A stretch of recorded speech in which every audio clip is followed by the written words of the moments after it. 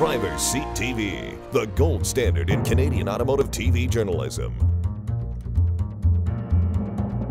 If you're a BMW enthusiast, you know that one of the most collectible models the company ever made was the 6 Series, which was admired both for its performance and styling. BMW discontinued it back in the late 80s, but it's back in the form of the 645 Ci, and really, it's business as usual.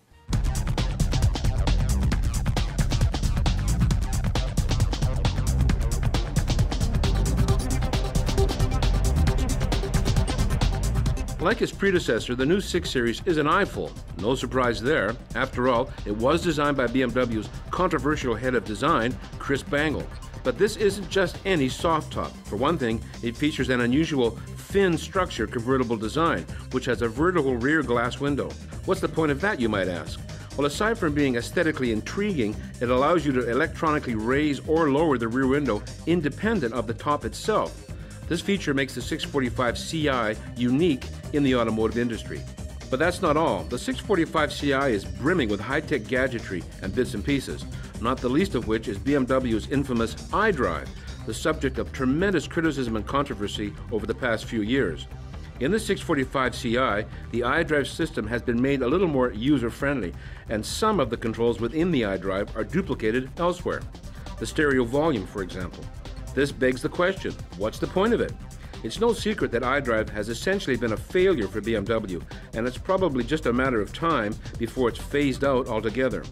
But for fans of this system, a voice-activated command control is offered as an option. The power top on the 645 is simplicity itself. Basically, there's one button to press right here, and it takes about 20 seconds in total. Here we go.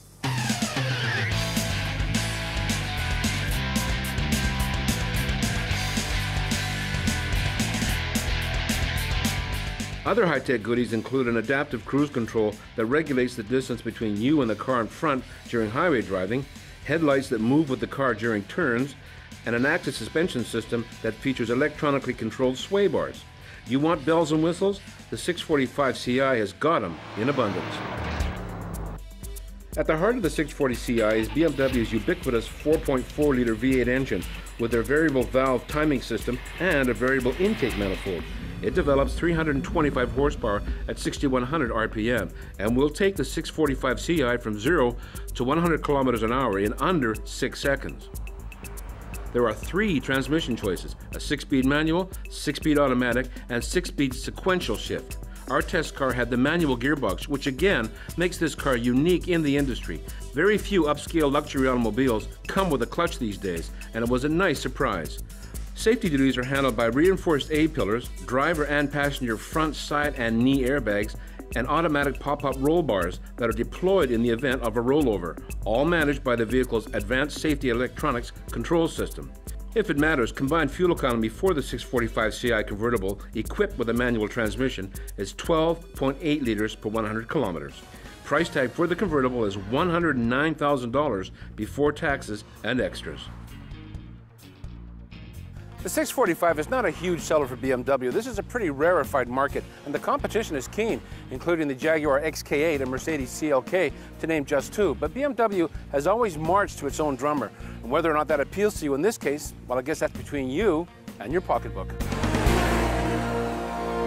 Driver's Seat TV, the gold standard in Canadian automotive TV journalism. If you're young or young at heart and really love those modified sport compacts, why not buy one right out of the box like this Chevrolet Cobalt SS?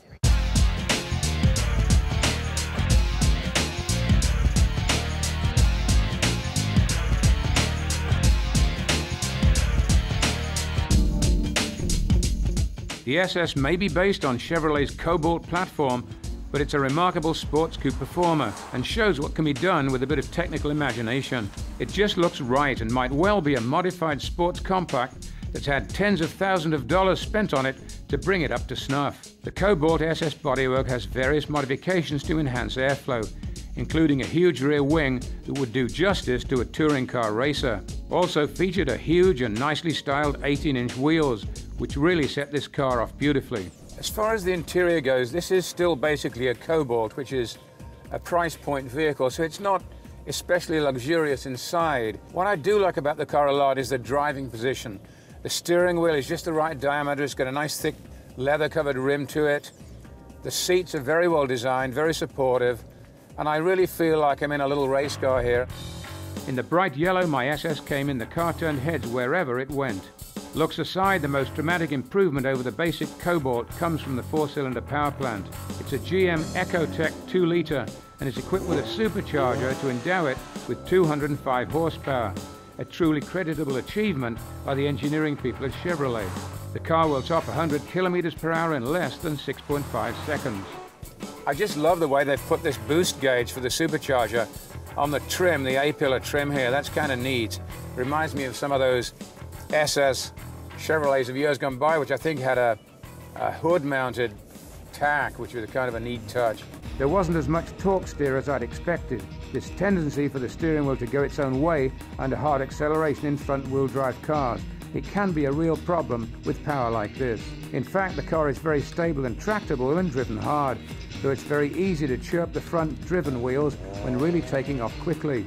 The car is sporty and responsive rather than refined, but this would be expected in the small performance coupe class. My test car came with a 5-speed manual transmission that matched the engine characteristics very well indeed. I'd go as far as to say that this was one of the best manual transmissions I've ever experienced in a Chev, including the Corvette. Handling matches power availability very well, and I never felt that this was a quirky car that would sooner or later come back and bite. It does have a larger turning circle than you'd expect, but this just means you have to plan parallel parking maneuvers a little earlier. There are lots of extras on the SS model, including ABS, remote entry, cruise control, and power windows and mirrors. The Cobalt SS costs a reasonable $25,000 in basic form and around $26,000 as tested. This is not an expensive way to get some very exhilarating performance.